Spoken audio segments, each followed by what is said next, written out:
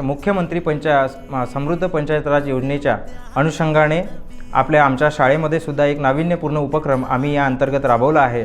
त्यामध्ये या सध्या सुरू असलेल्या ज्या समस्या आहेत की विद्यार्थ्यांचं जे वाचन आहे त्यासोबतच उपस्थिती आणि गळतीचं प्रमाण यावर सुद्धा आम्ही या ठिकाणी काम केलेलं आहे।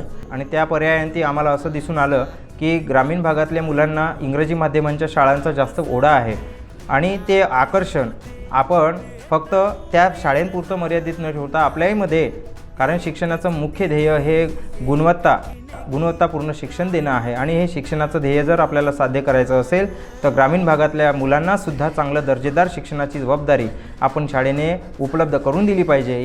आपल्या शाळेमध्ये इयत्ता पहिलीपासून तर 5वीपर्यंतच्या सर्व मुलांना चांगल्या पद्धतीची स्पर्धा परीक्षेची तयारी त्यांच्याकडून आता करून घेत आहोत आणि त्याचे सकारात्मक बदलसुद्धा आमच्या मुलांमध्ये आता दिसून येत आहेत।